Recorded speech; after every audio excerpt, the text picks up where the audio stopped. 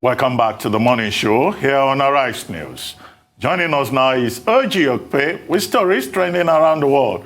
Hello, G. Good morning, Dr. Abati. How are you? Okay, you take charge now. As always. Welcome back from Arise Fashion Week. Thank you. Congratulations. Thank you. Congratulations to everyone, really. Yes. The Arise platform, really amazing what we've done. You did a great job. Thank you, Worked Tundu. so hard. Thank you, Tundu. Thank you, Oji. You're Thank awesome. You look great in your red, Victoria. Thank you. Good morning, Rafai. How are you? Hi, good morning, Oji. I mean, great work you did over the weekend. Hopefully, I'm sure you got the deserved rest over the weekend. I did. I did. Thank you, Rufai.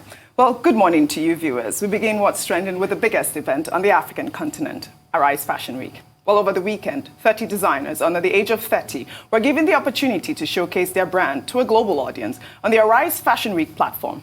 Out of the pool of 30, 3 designers emerged winners. Kenneth Ize, Nigerian designer who is known for his use of hand-woven textiles and vibrant colors, got the top prize and was rewarded with a 100,000 cash prize. While runners-up Ree Lagos and South African Muso Maxwell received $75,000 and $50,000 respectively. Let's take a quick highlight of the 3 winners.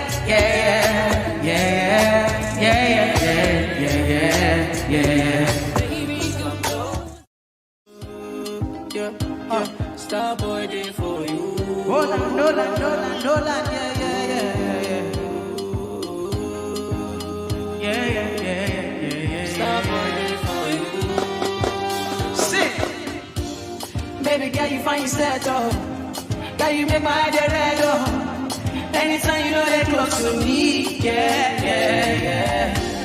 Baby girl, now you I want to, baby girl, now me you want to, baby they 1 + 1 or 2, yeah. Easy, baby, okay.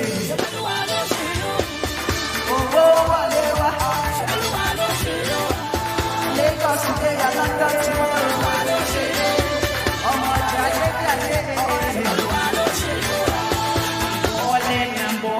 I'm balling for 2.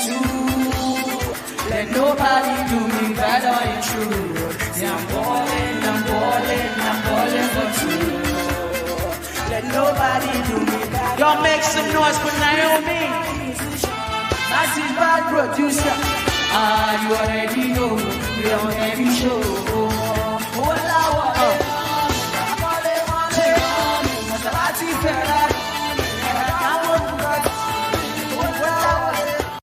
The winner is Kenneth Ize. You so deserve this. Don't cry, don't cry. Oh my God. Hug you.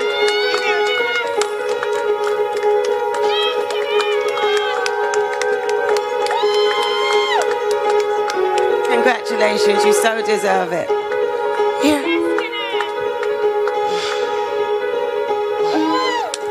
Thank you so much. Thank you so much. Thank you, everyone. Thank you, publisher. Thank you, Naomi. Thank you, the models. Thank you, Desiree. Thank you so much. Thank you, Bolaji. Thank you, everyone. Thank you, Auntie Rennie. Thank you, Jane K. Thank you. Oh my God. Thank you so much. I'm so grateful. What an emotional moment. Well, we just saw a snippet of Wizkid's performance from day one of the event. Well, there were other musical acts like The World and The Caveman. The highlight of day 2 was a performance by soul singer Asha. Let's take a look. I'm in chains, you're in chains too. Our uniforms and you wear uniforms too. I'm a prisoner, you're a prisoner too, Mr. Jailer. I have fears, you have fears too. I would die, but you self go die too. Life is beautiful, don't you think so too, Mr. Jailer? I'm talking to you, Jailer. Stop calling me a prisoner. Letting you use without sleep. Be the first to cast a stone, Mr. Jailer. Mr. Jailer. Stop calling me a prisoner. Letting you use without sleep. Be the first to cast a stone. You dance.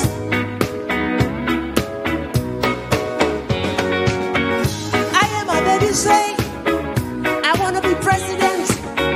I want your money from your government. What he don't know, what he won't know, look at what he don't know. Jailer, jailer. Be good, oh, be good, oh, be good. Everybody sing, be good, oh, be good, oh, be good. I can hear you, be good, oh, be good, oh, be good. Beautiful people, yeah. Mr. Gentleman. Mr. Jailer. Everybody sing, yo. Jailer. I am bidding you good night. Everybody sing, yo. Ooh, a Merry Christmas to you. Jailer. Oh, I can hear you singing, yo. I can hear you singing, yo, yo. Everybody singing, yo, yo. Mr. Gentleman, yo. Thank you very much. I love you all. That was such an electrifying performance, wasn't it? I hope you spotted the chairman dancing. I did. It was Amazing. such an amazing moment. You know, we all were there and we observed the most amazing designers come out to that stage and they performed really well. I was among the 12 judges that came out to select these 30 designers. We cut it down to about 8 of them. And then we had to go through that whole voting process again to select the top 3 winners that I just showed you out there. Tundu, do you have any questions? I have lots of questions for you. I want you to tell everybody exactly what you did, because you went just beyond judging, didn't you? Yes, I did. I also was among the, I was the casting director. So I was selecting, you know, I had to select out of a pool of 400 models, you know, to cut down to about, we had about 150 models for that event. And we also did a series. So we're going backstage and we're documenting the entire process. So I went on, I interviewed some designers, some models, as well as some of the judges. So, you know, hopefully we'll have that series up playing on Arise Play.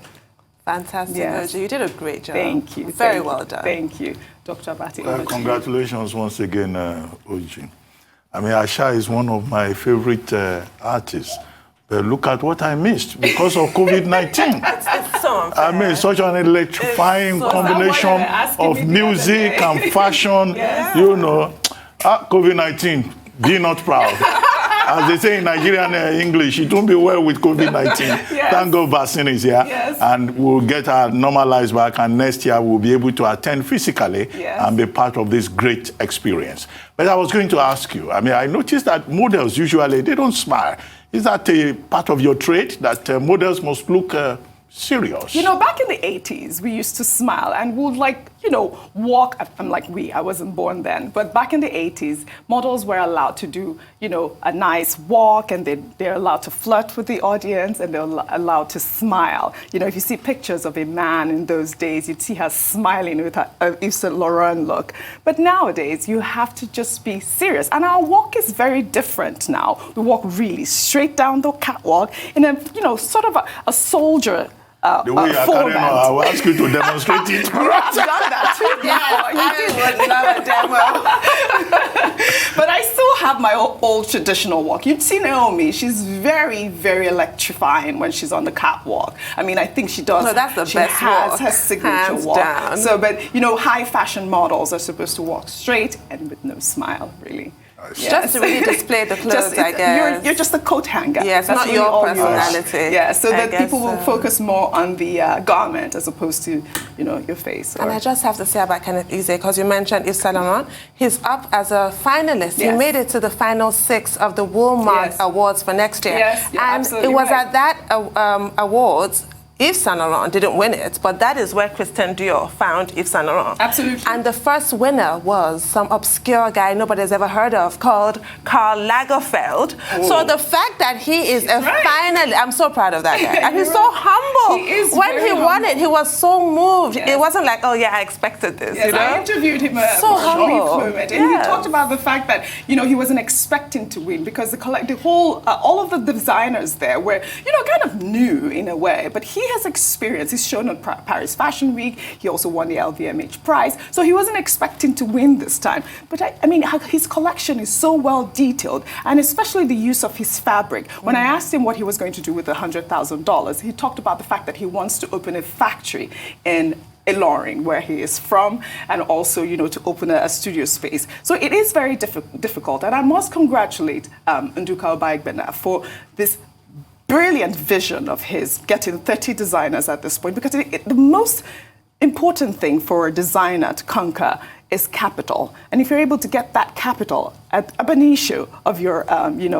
your starting phase of your career, it is so important. Rufai, your take on this story? I mean, what else can I say? So happy. Congrats to everybody. Congrats to Kenneth Ize. Congrats to the winners. But, for me, one thing that is really exciting is the fact that the Duke himself, Mr. Nduka Obaigbena, has been able to create an ecosystem for the creatives in this country. And that's something that excites me so much. An ecosystem where they can have a channel to bring out their talent, to work on distribution and work on many other things. And it's quite amazing because you need that, really. You need an ecosystem for people to be able to come together. And we've told us great stories about Yves Saint Laurent. We've told us stories about Karl Lagerfeld. If those guys didn't get an ecosystem, then there's no way they'll be able to share and express their talent to the world. So I'm really very happy about that. And I know that money will go a long way in helping and deepening that ecosystem. There's a lot of money in fashion. At a point, a man called Amancio Ortega was the richest man in the world. Inditex made fashion. We all know the Zara brand in the UK. And you can see how great fashion is and has become.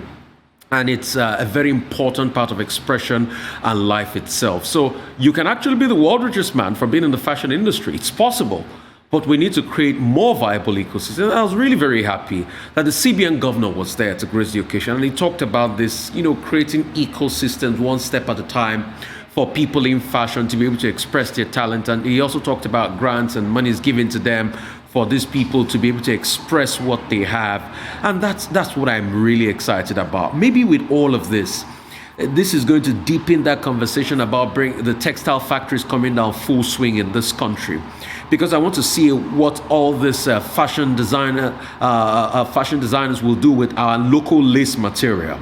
I used to talk about the belt, you know, the Ijebu belt, how they used to churn out a lot of lace material, for instance. You know, maybe if those factories come back, you'll see more lace material and you'll see more people going out in the world to do a lot. So I'm looking at that. I'm looking at, in the next 10, 20 years, fashion to be a veritable part of Nigeria's GDP. It is possible. People go to Milan, you know, especially in the northern part of Italy, the Piemonte region of Italy. People go to Milan for the fashion, and it churns out a lot. You know, people spend a lot of money to buy great high street fashion in Italy. You know, Domenico Dolce, Stefano Gabbana, and the likes of people like that are doing great things. And that money too is being put into the Italian GDP, and it takes a sizable portion of the Italian GDP. I want a day where that's going to take a sizable portion of the Nigerian GDP, and a lot of work will be created for people. People work in the factory, you know. I want a day where the fashion industry will employ millions and millions of Nigerians because the capacity is there. But all of it starts with this, you know, with creating the ecosystem. And thank you so much, you know, for putting all of this together. Arise Fashion Week blazes the trail, creates the ecosystem constantly, and I'm happy the CBN is about it. I believe in Nigeria. I'm really excited and quite very emotional that we are putting something like this to the world. Right. Fantastic. I think we should go to our final story because I'd love to discuss this story tomorrow. Let's take our final story real quick. I don't have much time. Well, it's under sports. Nigerian-British boxer Anthony Joshua was trending over the weekend after he retained his WBA, IBF, and WBO heavyweight championship belts in a commanding victory over Bulgaria's Kubrat Pulev. Joshua controlled the entire fight, and once he made a connection with Pulev, it was all downhill for the Bulgarian. Well, President Muhammadu Buhari, in congratulating the heavyweight champion, said he has given boxing lovers around the world, especially in Nigeria, some reason to celebrate, and wished Joshua all the best in his dream fight against Tyson Fury. All right, I don't know much about boxing, but I believe that people are talking about that fight. They're all looking forward to that fight with Tyson Fury. And apparently, you know, some people are of the impression that Tyson Fury might take over. Yeah, so I hear. I mean, I don't watch boxing either. I have no interest in watching people beat each other up, quite frankly. But I like the way Anthony Joshua sort of carries himself. He comes across as a really decent person, so I'm proud of him and what he's doing for Nigeria. And I really do hope that those predictions are not true. Even Aaron thinks that. Oh, that's good. Yeah. He's a sports lover too. I hope that's not true. He's a sports guy. What is your take on that? Well, I mean, congratulations again to Anthony Joshua. We already congratulated him earlier. Okay. He's a great ambassador for sports, for boxing, and also for his native town of Shagamu, where he hails from. Great ambassador for Ogun State and also for Nigeria. And as I said earlier, you know, his example is promoting boxing as an option for many Nigerian families. They may joke about it that, oh, you get a lot of money if you go into boxing. But, you know, it's his sportsmanship that is more important. It's athleticism. Now, a lot of people have been saying, yes, Tyson Fury is better and all that.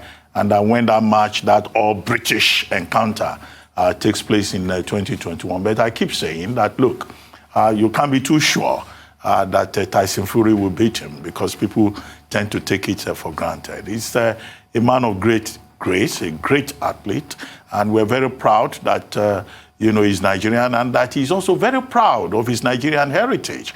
Anytime he comes home and he goes to Shagamu, the whole town shuts down because their son, who is doing well globally, you know, has come home. And as we congratulate Anthony Joshua, well, there's also another great, where she's not an athlete, she's not a sports person, she's a journalist. Today is Ijoma Nwogugu's birthday, December 14, and she's a managing director of Arise News. Yes. So she's that, source of inspiration behind the camera that is making things happen clockwise, smoothly. And we want to congratulate her. I don't know how to sing. I would have loved to sing for Ijoma. I have to say, she's also the #1 woman in journalism. Thank you very much. Yes, she is. Happy birthday, MG. Where's my camera? She's doing broadcasting. Happy birthday, MG. And she's doing very well. Yes. She's Rufai, amazing. we were hoping that you sing a little bit for Yes, our- Rufai is a good singer. Yes. Rufai, please sing a song for Ijeoma Wogugu. I mean, my heartfelt admiration, a great woman I respect so much, and she knows I have the greatest level of respect for her. I know she's going to say, oh, if I don't get all mushy, but she gets me that emotional. Thank you so much for what you do and continue to do. For she's a jolly good fellow, and she's a jolly good fellow. For she's a jolly good fellow, and so say all of us. And so say all of us, hooray! And so say all of us, Hooray! for she's a jolly good fellow, for she's a jolly good fellow, for she's a jolly good fellow.